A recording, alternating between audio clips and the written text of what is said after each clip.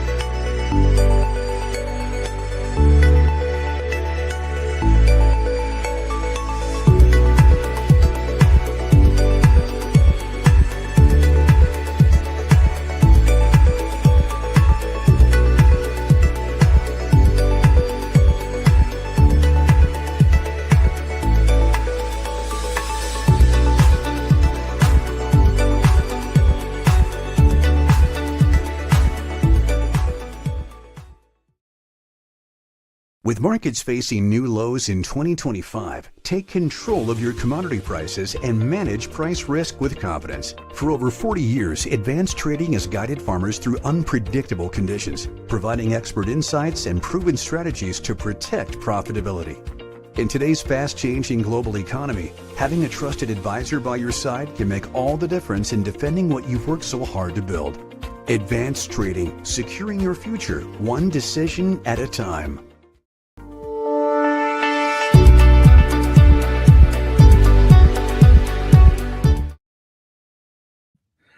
Good afternoon from sunny Bloomington, where for a change, the sun is shining. It's above freezing today, and it's a good day to get out and see what's going on because, as usual, the December report gave us very little new information. So with that, we will just jump right into what the report did tell us today. Brian, on the corn numbers, the only change I saw was on the corn exports. And we did look back. In August, exports were 2.875 billion. In September, 2.975, an increase of 100. Skipped October due to the shutdown. November, up again 100 million. And today, up 125 million. What are you seeing from the corn numbers today? And any thoughts on the export number that continues to climb? The export number was the only change in the report today, Jeremy. USDA in January, I'd remind the viewers, is going to resurvey producers. And that includes all the 2025 acreage, 2025 yields, and they'll also come out with the grain stocks and also the final or updated WASDE on January 12th. But in this report, 125 million bushels, as you said, but you highlighted it well, Jeremy. Since August, we've seen that export forecast increase 325 million bushel from what it was, 2.875 to 3.2. USDA talked about in their WASDE today, Jeremy, 800 million bushels shipped in SON. That would be a record, surpassing the previous high seen in 2007, 18 years ago. So the export market is for real here in terms of the demand. Otherwise, again, no changes in the domestic demand balance sheet. World numbers, Jeremy, a little bit of a change there in Ukraine. They lowered the Ukraine crop 3 million tons. Maybe that was directly tied to the export increase. A very poor finish to the growing season in parts of Ukraine, and it's been quite wet during harvest. So it's been very slow to move those bushels into the new crop pipeline. So it looks like we have a very strong export program as we start the second quarter of the year, Dec, Jan, Feb. And it looks like we've got the potential for a record export program for this year. Having said all that, I'd remind your viewers, you folks do a terrific job of reminding them I know every day, Carry out is still 2 billion bushel, Jeremy. Round numbers, last year was 1.5. That's a 33% increase in carry out year on year. So just something to be aware of moving forward as we enter 2026 here.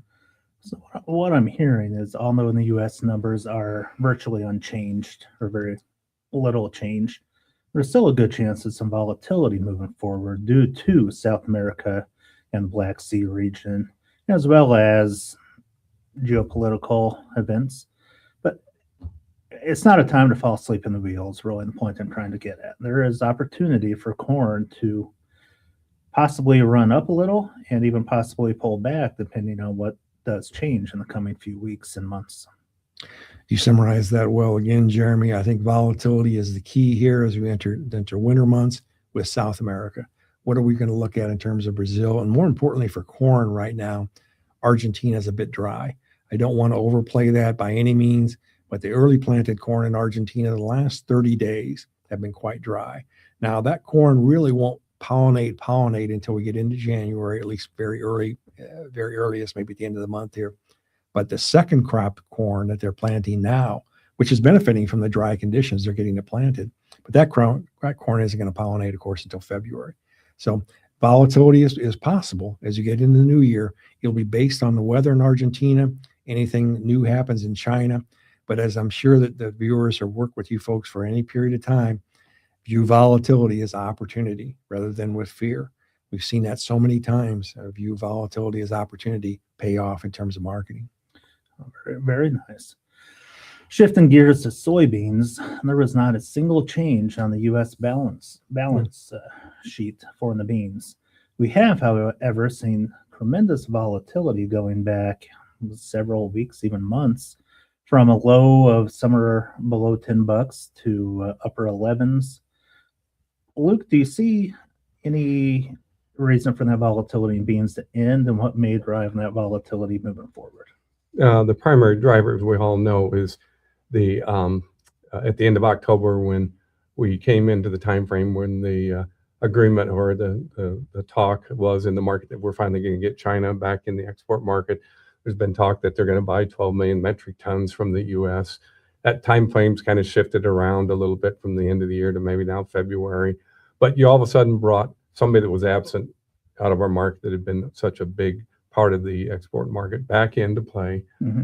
And then the market, the funds, as we're starting to see those COT reports roll out, as they start updating those things from the shutdown, we're actually seeing that, okay, the funds jumped on board, started buying, a position in alongside of the soybean futures.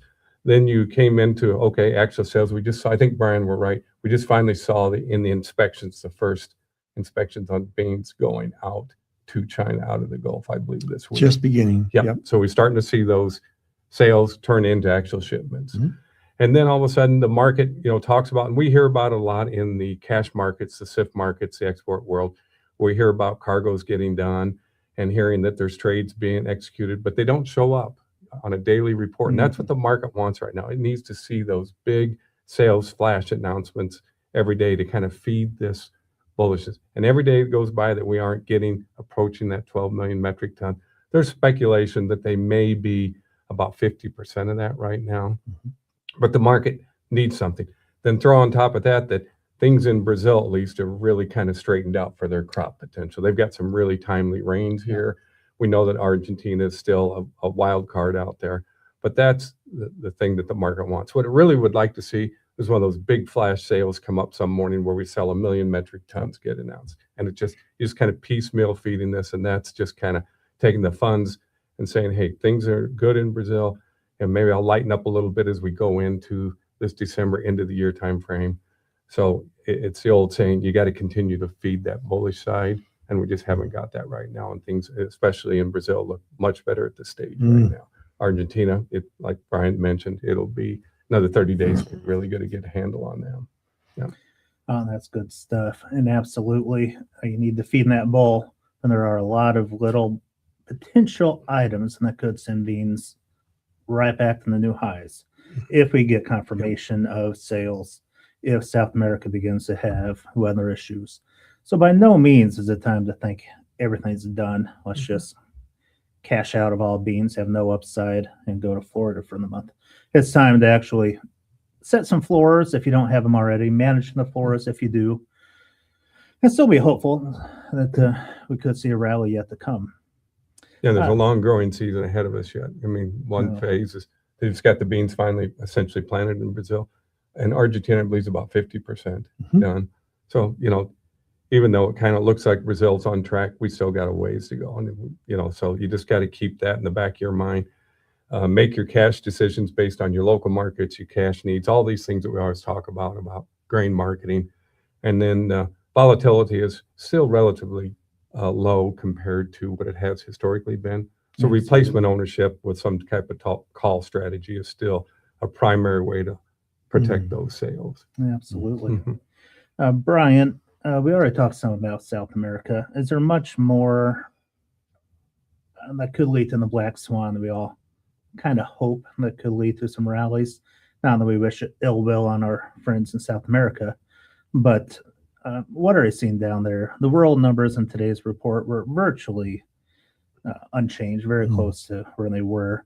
And the South American numbers were exactly where they were in the November report.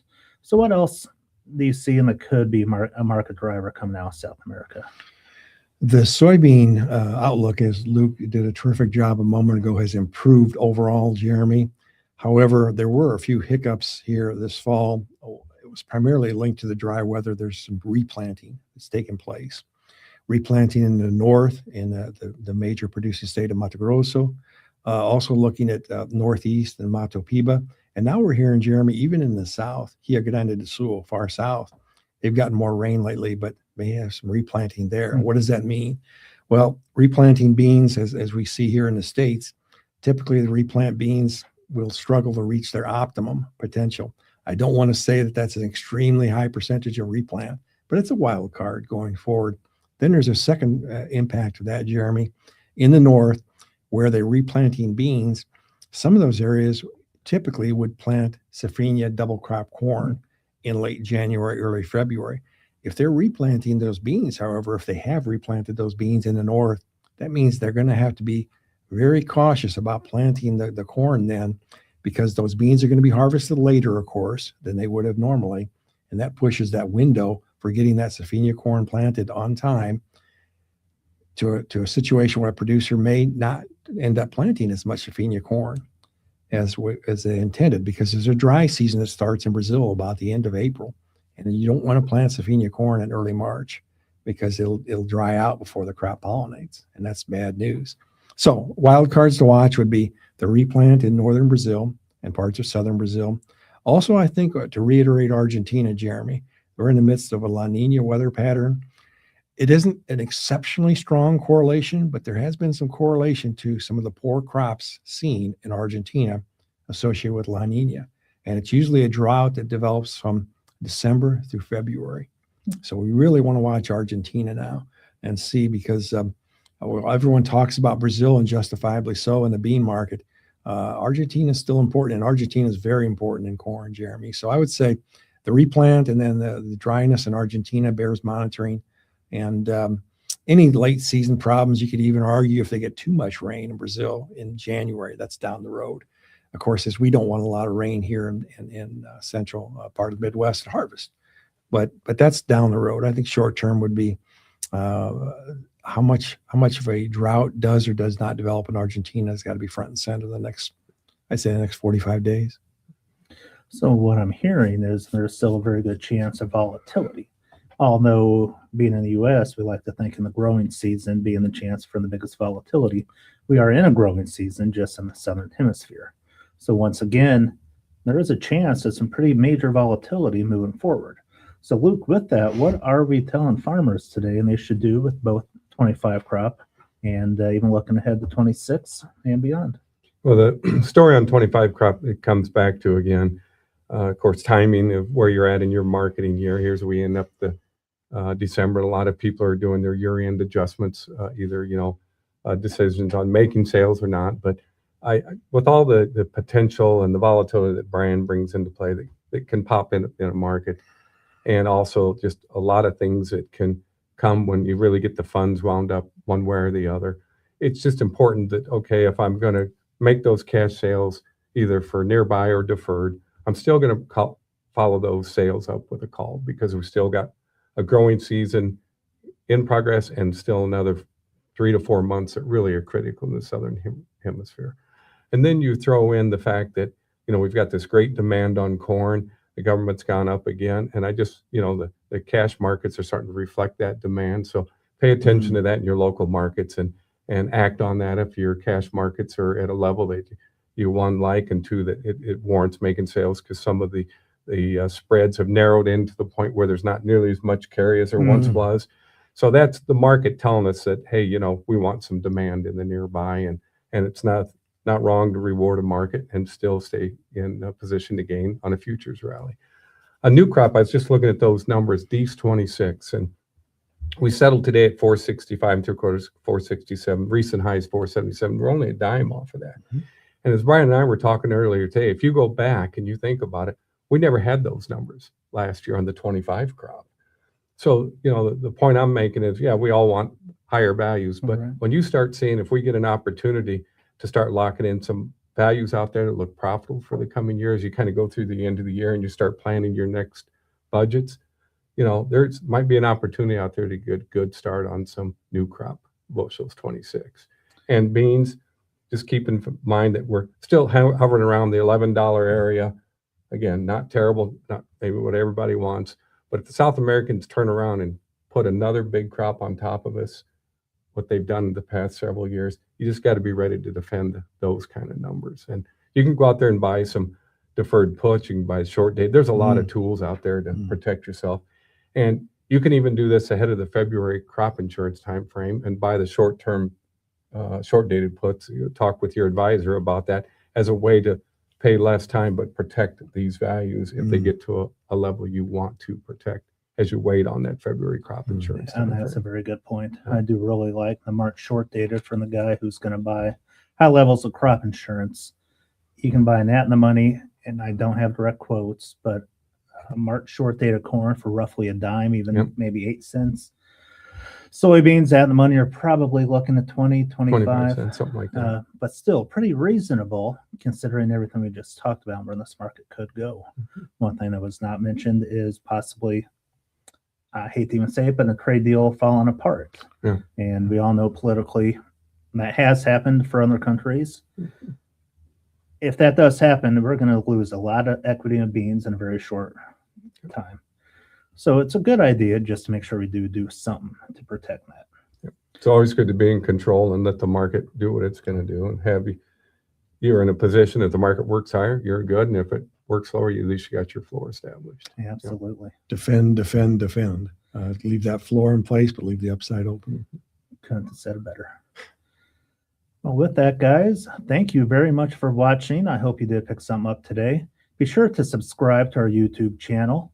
The next report is January 12th, and that is a big one. That is a WASDE and a stocks report combined into one. So be sure to tune in that day. And with that, have yourself a very Merry Christmas and a Happy New Year.